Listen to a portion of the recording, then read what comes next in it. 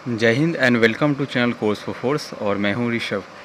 तो दोस्तों, ये ज्योग्राफी का सेट नंबर 5 है। इससे पहले मैंने 1 से लेकर 4 सेट ऑलरेडी करा रखा है, लिंक डिस्क्रिप्शन में है, देखना चाहते हो तो जाकर देख सकते हो। और मैंने अभी तक किसी वीडियो का PDF दिया नहीं है और मैं आपसे उम्मीद करता हूं कि इस वीडियो पर 25 लाइक्स आप ज़रूर दे दोगे।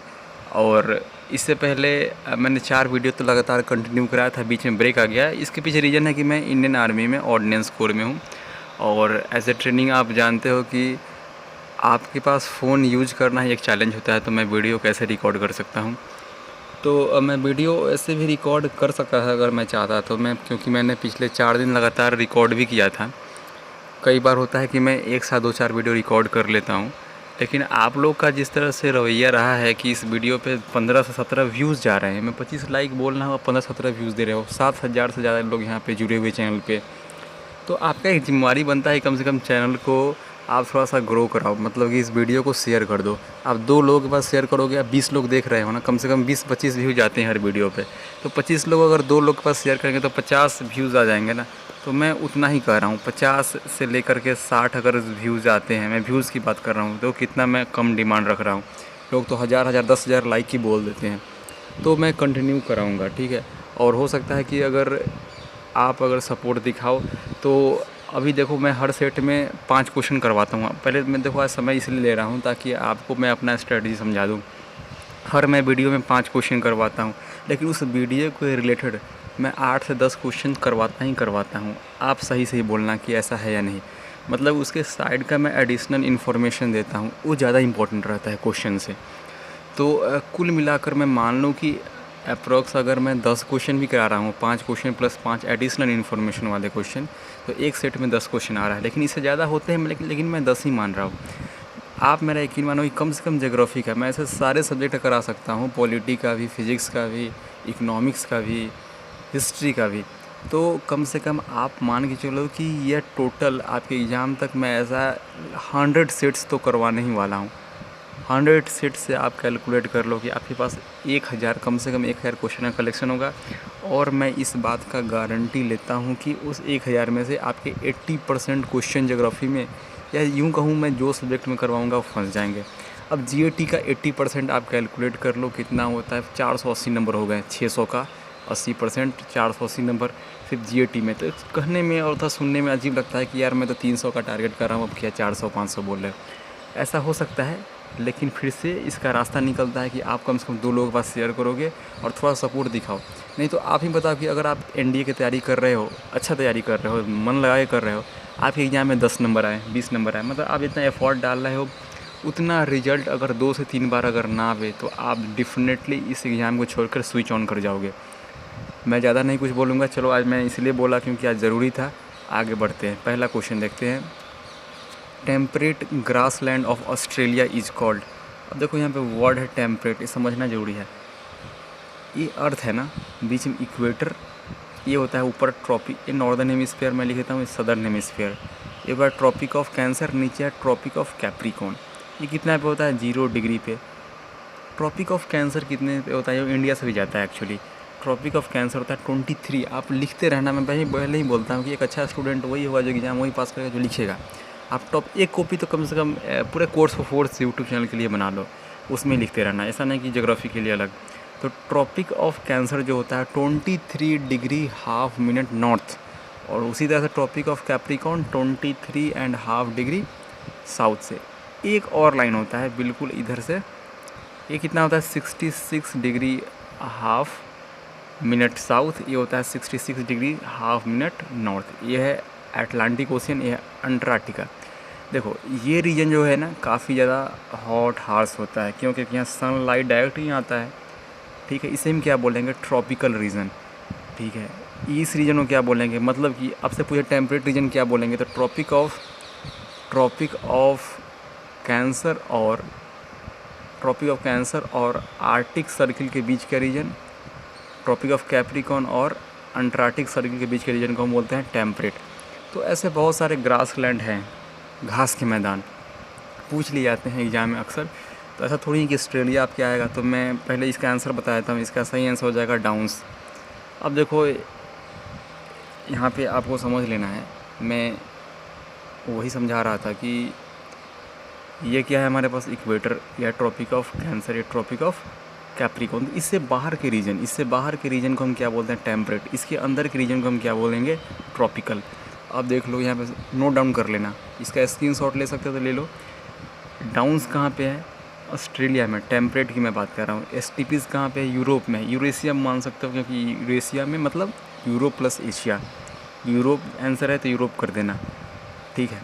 अफ्रीका में 2 है। सवाना क्या है? ट्रॉपिकल घास का मैदान है, ट्रॉपिकल ग्रासलैंड है। लेकिन वेल्स क्या है? एक टेम्परेट है। तो ध्यान रखना है, बहुत ही इंपॉर्टेंट कॉन्सेप्ट था। पैम्पस क्या है? साउथ अमेरिका में है। और प्रेराइज कहाँ पे है? नॉर्थ अमेरिका में। ये कनाडा और यूएस के बीच में है, और कुछ रीजन मैक्सिको में भी। समझ में आ गया? तो यही टोटल ग्रासलैंड के बारे में कोई भी क्वेश्चन आएगा इससे बाहर नहीं आएगा। अगले क्वेश्चन पे आते हैं। Lonar lake is situated in which state? Lonar lake के बारे में क्वेश्चन सीडीएस में भी और एनडीए में भी काफ़ी पूछा गया है, लेक के बारे में खासकर। उसमें भी लोनार लेक काफ़ी इंपॉर्टेंट है। इसका सही आंसर होगा महाराष्ट्र। ये बेसिकली एक मेटियोर लेक है, मतलब कि ऊपर से अगर एक मेटियोर जब गिरा होगा आज से हज़ारों साल पहले, तो उसके फोर्स के कारण यहाँ पर गड्ढा हुआ और एक तालाब बन गया, इसीलिए मेटियोर लेक भी बोलते हैं इसे। महाराष्ट्र में ये कुछ लेक्स है, इसका स्क्रीनशॉट आप ले सकते हो, नोट डाउन कर सकते हो। उड़र के बारे में क्वेश्चन आता है कि largest fresh water lake of India, Jammu Kashmir में है largest fresh water lake of India. एक आपको पता ना कि पैंगोंग लेक बहुत ही न्यूज़ में रहता है, ये किस 2 कंट्री के बीच में आता है? ये नोट डाउन कर ले। पहला होमवर्क आज क्या है कि पैंगोंग शो लेक किस 2 कंट्री के बीच में आता है? ठीक है। लोनार महाराष्ट्र में मैंने कराया, कोल्लेरू आंध्र प्रदेश, लोकटक मणिपुर। तो लोकटक के बारे में कई बार क्वेश्चन पूछ लेता है कि लोकटक झील के ऊपर एक चिड़ियाघर है, एक नेशनल पार्क है जिसे बोलते हैं केबुल लामजाओ। ये पूरे पृथ्वी पर का एकमात्र चिड़ियाघर है जो तालाब के ऊपर तैरता हुआ तालाब है। उसका नाम क्या है? केबुल लामजाओ, जो कहाँ पे है? मणिपुर के लोकटक झील में। डल लेक जानते हो, जम्मू कश्मीर। नैनीताल, ताल जिसमें होता है वो हो जाएगा उत्तराखंड में। साल्ट लेक कोलकाता, आपने सुना होगा कोलकाता के बारे में, साल्ट लेक स्टेडियम। चिल्का जो कि भारत का सबसे बड़ा एक झील है, सलाइन वाटर है, खारे पानी की झील है। पुलिकत आंध्र प्रदेश और तमिलनाडु के बॉर्डर पे है। और वेम्बनाड कायल केरला में। और ये देख सकते हो अस्तामुदी केरला, ठीक है। इसका स्क्रीनशॉट लेकर आप नोट डाउन कर लेना। झील सारा ख़त्म हो गए। Highest peak of Aravalli mountain ranges. अब देखो ये क्वेश्चन कैसा आएगा, मैं गारंटी देता हूँ कि क्वेश्चन एनडीए में ऐसा नहीं पूछेगा, ऐसा दे देगा कि यहाँ पे लिखा रहेगा अरावली, यहाँ विंध्याचल, यहाँ सतपुरा, यहाँ पे हिमालय, ऐसे रहेगा। यहाँ पे लिखे रहेगा एवरेस्ट, यहाँ पे कालूमार, यहाँ पे रहेगा गुरु शिखर, यहाँ पे धूपगढ़। बोले कि यहाँ पे है माउंटेन, इनके हाईएस्ट पीक। अब मिलाना है, जैसे कि ये तो आसान है कि हिमालय का आप एवरेस्ट मैच करा दोगे, उसका कोड होगा सेलेक्ट करने का। अगर आप इंडिया के एग्जाम में एक आध बार दिए हो तो आप इस चीज़ से ज़रूर आप अवगत होगे। तो अरावली आप जानते हैं दुनिया का सबसे पुराना एक पर्वत श्रृंखला है, जो कि बेसिकली गुजरात से शुरू होकर राजस्थान, हरियाणा और दिल्ली के राष्ट्रपति जो भवन है रायसीना हिल्स, वहाँ तक आता है। समझ में आया? अरावली समझ गया। अगर मैं मैप तो यहाँ नहीं बना सकता हाथ से, अगर इंडिया का अगर मैप बनाया जाए अगर राजस्थान, तो यहाँ से गुजरात से शुरू होते राजस्थान और यहाँ दिल्ली तक आता है। अरावली दुनिया का सबसे पुराना पर्वत श्रृंखला, नोट डाउन कर लिया। 1761 मीटर इसका हाईएस्ट पीक है, उसका नाम है गुरु शिखर। समझ में आया? ये तो हुआ अरावली, लिखना अरावली का सबसे ऊंचा पीक है गुरु शिखर, ऊंची चोटी गुरु शिखर। सतपुरा का क्या है? सतपुरा जानते हो मध्य प्रदेश में है। सतपुरा और विंध्याचल के बीच से नर्मदा ही बहती है, तो सतपुरा का है क्या है? धूपगढ़, ठीक है। अनाईमुडी क्या है? अनाईमुडी है वेस्टर्न घाट, पश्चिमी घाट का सबसे ऊंची चोटी है अनाईमुडी। महेंद्रगढ़ है ईस्टर्न घाट। देखो सब ऊंचाई नहीं पूछेगा कि मीटर में बताओ कितना है, ठीक है। अभी तक आपने किसका लिखा है? आपने अरावली का लिखा, सतपुरा का लिखा, वेस्टर्न घाट, ईस्टर्न घाट, ठीक है। विंध्याचल का क्या हो जाएगा? विंध्याचल रेंजेस का, विंध्याचल रेंजेज या विंध्याचल जो भी बोलो, उसका होता है कालूमार रेंजेज। और इसे एक सद्भावना रेंज भी बोलते हैं, सद्भावना पीक, रेंज नहीं पीक बोलेंगे, कालूमार पीक या सद्भावना पीक, ठीक है। इसे गुडविल पीक भी याद कर सकते हो। ठीक है। उसी तरह से नीलगिरी, नीलगिरी का सबसे ऊंचा बिंदु क्या है? तो डोडा बेटा, डोडा बेटा। याद रखना है कि नीलगिरी की सबसे ऊंची चोटाई, ऊंची जो चोटी है वो अनाईमुडी नहीं है, क्योंकि अनाईमुडी और डोडा बेटा दोनों पास में ही है, बहुत ज़्यादा दूरी नहीं है दोनों के बीच में। लेकिन आपको हमेशा टिक करना है कि नीलगिरी की सबसे ऊंची चोटी जो होगी वो डोडा बेटा, और वेस्टर्न घाट का अगर पूछ ले तो अनाईमुडी जो कि केरला में है।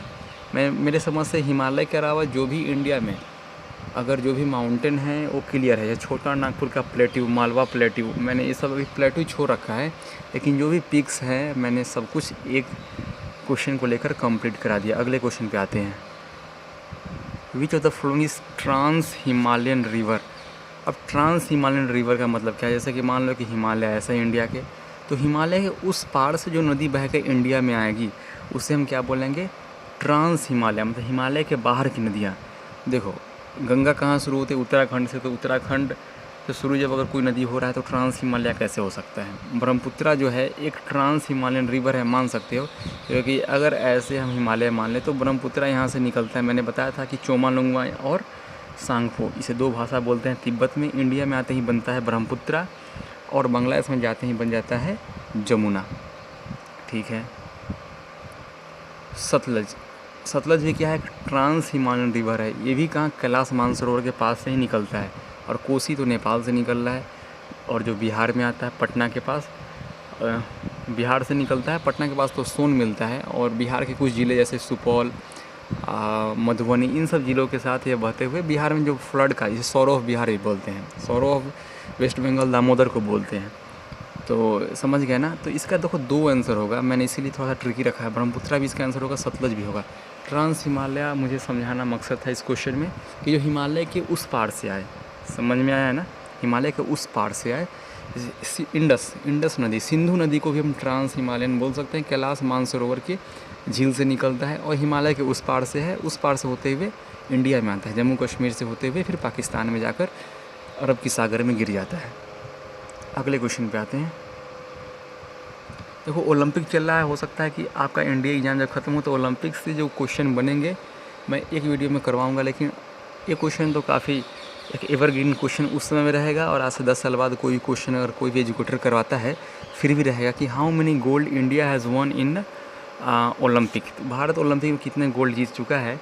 देखो इसे समझाने से पहले भारत का ओलंपिक में जो सफ़र शुरू हुआ था, आप यहाँ पे देख लो। पहले तो बता देता हूँ कि भारत आज तक 8 गोल्ड जीता है ओलंपिक में। ठीक है, 8 गोल्ड जीत चुका है, 1 सिल्वर और 2 ब्रॉन्ज। टोटल मेडल इंडिया को कितने मिले हैं आज तक ओलंपिक में? 11 मेडल। 11 में 8 गोल्ड थे। और भारत ने लास्ट टाइम ओलंपिक में गोल्ड 1980 मॉस्को ओलंपिक में जीता था। अब इंडिया का ओलंपिक में सफ़र कब से शुरू हो रहा है? 1924, 1928, 1932। ये जो रीजन है जिसमें ध्यानचंद के रीजन में इंडिया खेल रहा था, एक 1936, 4 तो यहाँ पे हो गए।